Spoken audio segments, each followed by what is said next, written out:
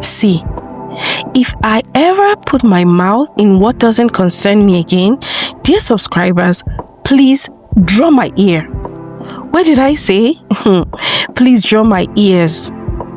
I'm serious. In case you see me get involved in what doesn't concern me, please feel free to remind me of this story and I will quickly mind my business. My phone rang. Immediately I saw who was calling. I quickly picked. My Iyawo, how are you? But the sobbings didn't let me hear what she was saying. I told her to calm down and repeat. When she did, I was shocked permanently to my bones, like I touched an exposed electric cable. I don't even know who to blame. Okay, listen. Come and sit down. Let me tell you this still worth telling and judge, because this one is beyond me. My husband just bought a house that already had tenants, and because we had reports that they were peaceful and reliable, he decided to let them stay. There were 3 bungalows joined together and we occupied the one at the back. The 2 tenants lived in front, and true to their reports, we all lived in peace and harmony. I had 2 children then, Isaac and Jacob, my baby of 8 months. I hadn't gotten a daycare yet, so I used to take them to my shop with me. That was just directly in front of the house. I sold frozen foods, like shrimps, chicken, but selling and taking care of the boys, especially Jacob, was exhausting. Our tenants would always pass by on their way, stop to say hello. They would even patronize me. My second tenant was Mabel, a single girl of 26. She lived with her siblings and she worked at a big hotel just across the road. She was the manager there, and truly this lady had exceptional customer service. She was so cool-mannered, down to earth, and in no time we became so close. She had lost her parents in a car accident, and since then she has been responsible for her younger siblings. They were all nice and respectful to me, and as soon as Mabel's sister Brenda finishes her chores, she will come and carry the boys, and I will pick them when I got home. It was so convenient. She was awaiting admission, so she had time to watch the boys, and they grew fond of her in no time. She was a blessing to me, really. So the real gist is, there is this guy, I can't remember his name, but we used to call him Samanja because he had thick mustache like Samanja in the TV show. He would come to see Mabel all the time. He wouldn't greet me when we met or even answer my greetings when I did, but it didn't bother me. His attitude to Mabel was what bothered me. He was the one who got her the job at the hotel, and Mabel had this feeling of indebtedness to him, even though I knew Mabel could have gotten that job on her own because she was so competent. So what I gathered from Brenda, her sister, was Samanja would drive to work. He worked in the same bank as my other neighbor.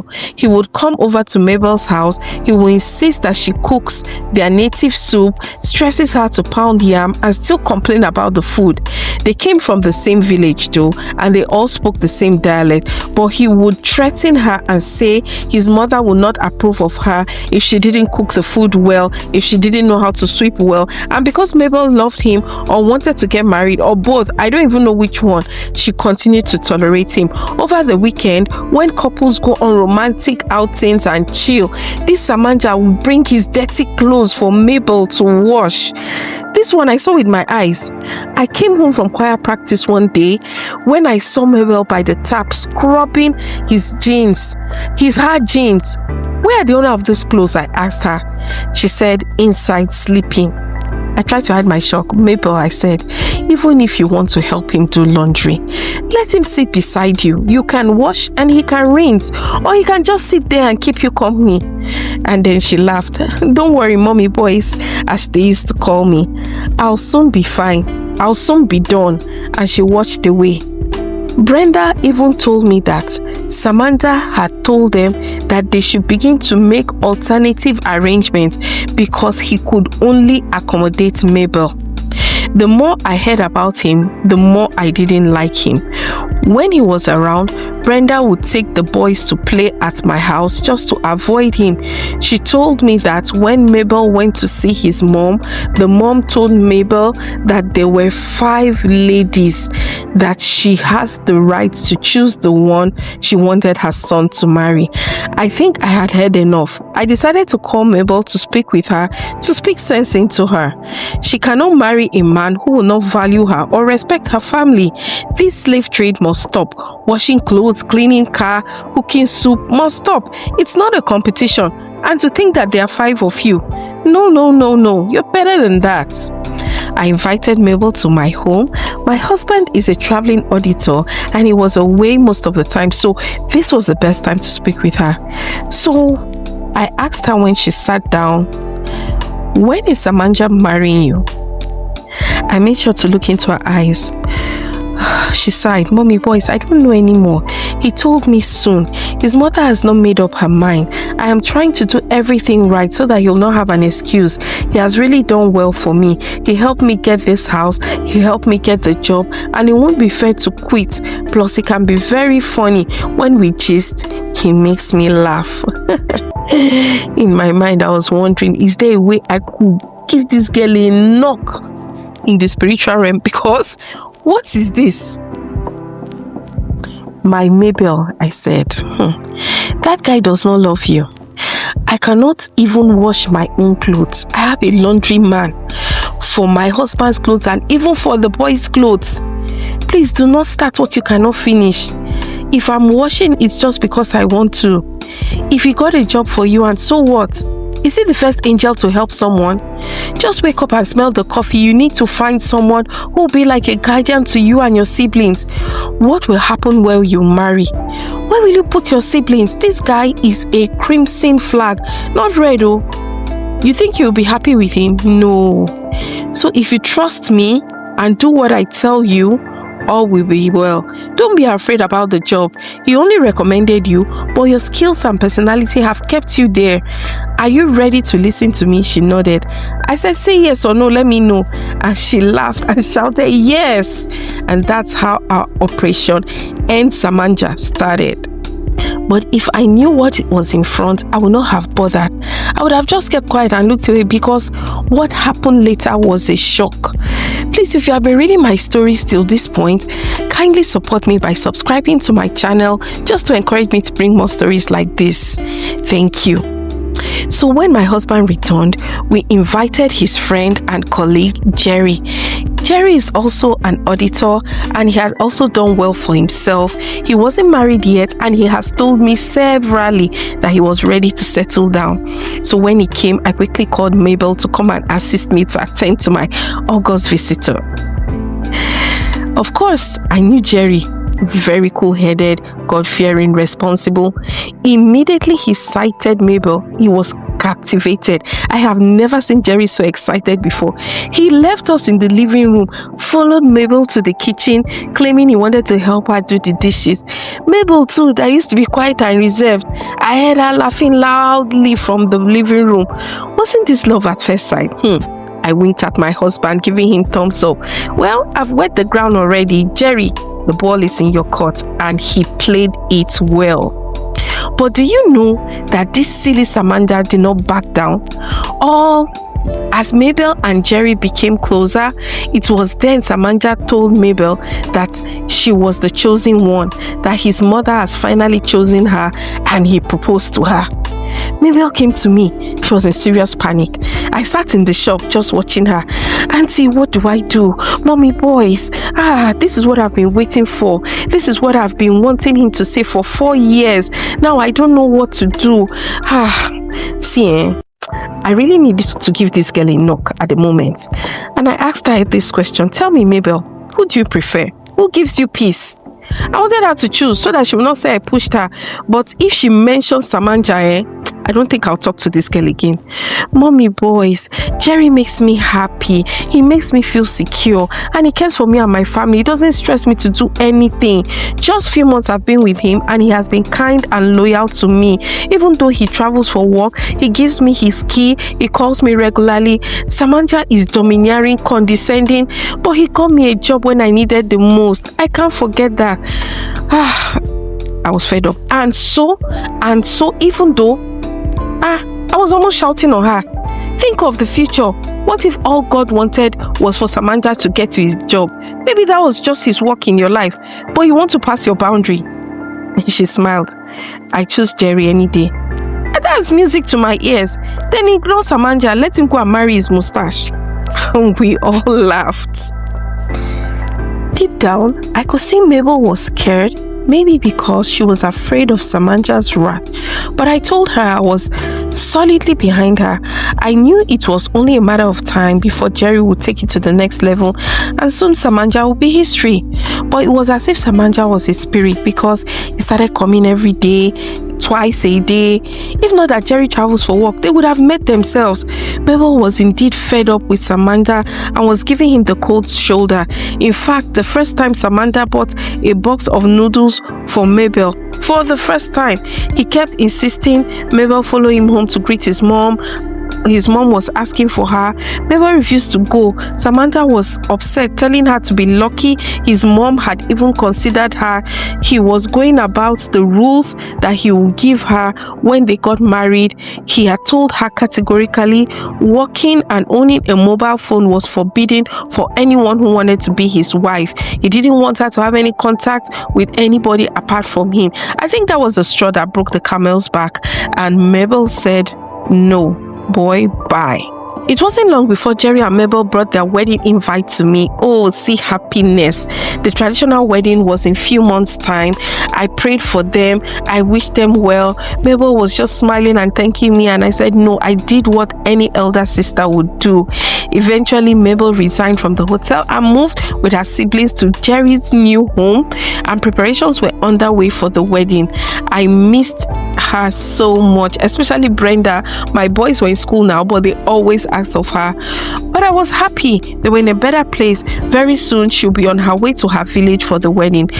Guess who came to my shop one hot Monday afternoon? Guess. Yes, so Samantha. Good afternoon, ma. I'm looking for Mabel. You know this air of pride around this one. I pretended to think. Oh, Mabel. Who is that? My former tenant. Sorry, they have moved out. And who are you? I asked. He hesitated, then he said, I'm her fiancé. He now said, please, can you give me her address? I said, I can't do that. She did not authorize me to. He looked sad. Then he said, please, ma, I heard she's getting married. She resigned from the prestigious job I got for her without telling me. So she has been cheating on me all this while. He said quietly, shaking his head in confusion. Can you people see this, Samantha? He didn't remember that he had 4 other ladies that they were competing together, that his mother was helping him to choose from. Does he think he's the Prince of Egypt? I beg, got clear from my front. I now told him, sorry about that. Anyway, I'm going to the market. I want to close the shop. Will you buy anything from me today? I said with a beautiful smile. Do you know that this man did not patronize me? Very stingy thing. He said no, and he took his car keys and went out. I pity who ends up as his wife. We traveled for the wedding, and it was exotic. Mabel was moved to tears. She told me Jerry did not make her feel like an orphan. He made sure her wedding was glorious. We had a lot to eat and drink that day. It was a success. Everybody in Mabel's village knew Mabel got married. We were all happy for her. Exactly 9 months, hey, a baby boy was born. Mabel was excited. Her love knew no bounds. Everyone was so happy.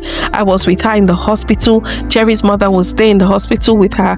We took her home. We took care of her baby. In fact, I had to leave their house because Jerry's mother came on lockdown. She came with 2 nannies, and they were taking care of Mabel and the baby round the clock. So there was no point. I just went back home. Grandma just kept emphasizing every time how the baby looked so much like Jerry. In fact, because of that, they named the baby Jerry Jr.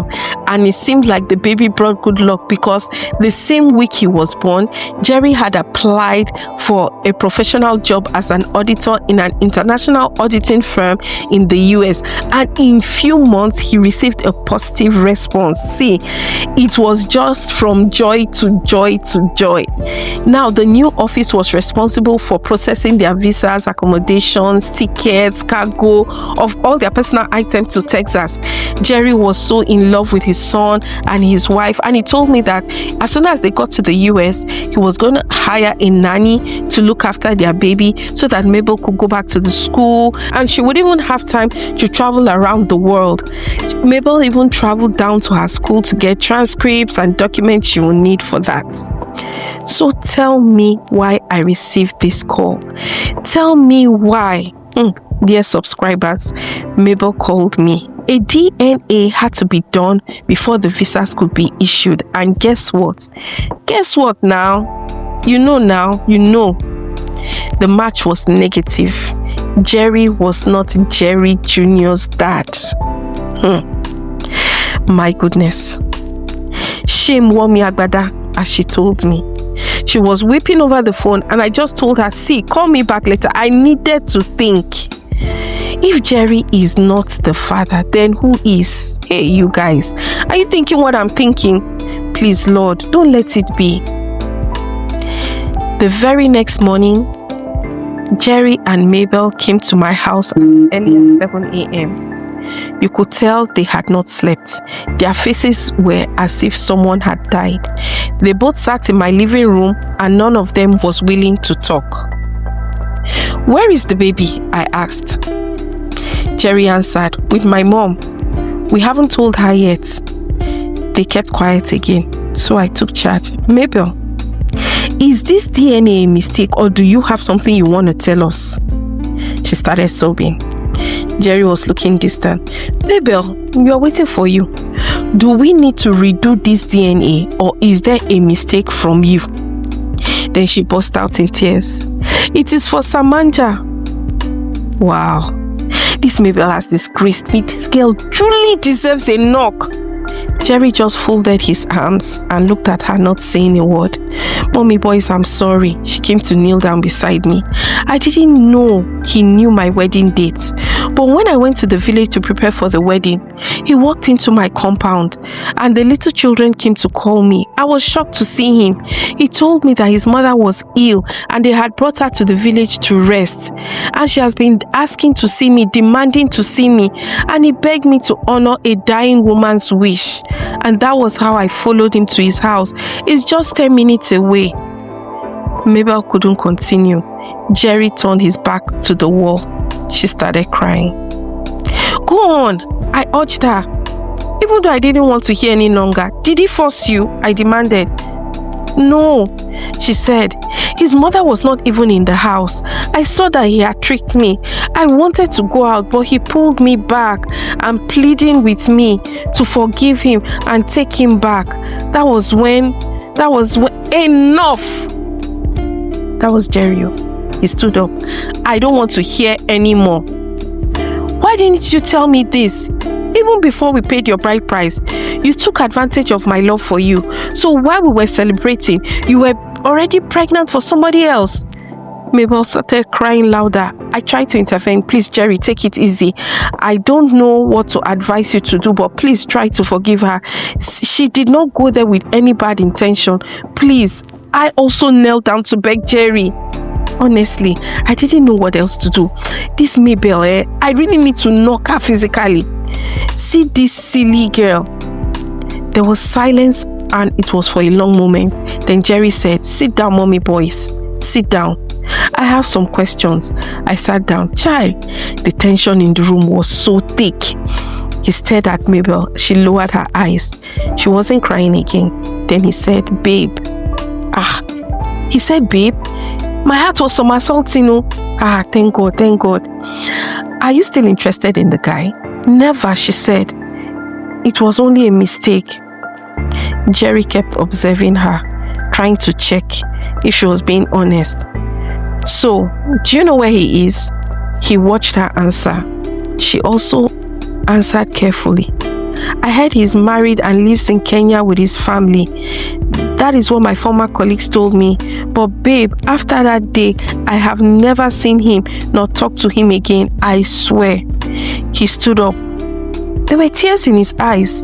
Let's go, he said. I was scared. I asked in confusion, Jerry, so what will happen now? Jerry, please, you know she loves you. All this happened before she got married to you. Mommy boys, Jerry is my son. No one will take him away from me. I will do all within my power to adopt him before we go to Texas. I have a barrister friend already working on it. Mabel, I forgive you. Not because of what you did, but because I love you. Mabel ran into his arms. Me too. I joined them. I hugged them too. All of us in tears. Is this what they call true love? When you love someone even though they don't deserve it? How many men would tolerate this? Wow. What would you have done?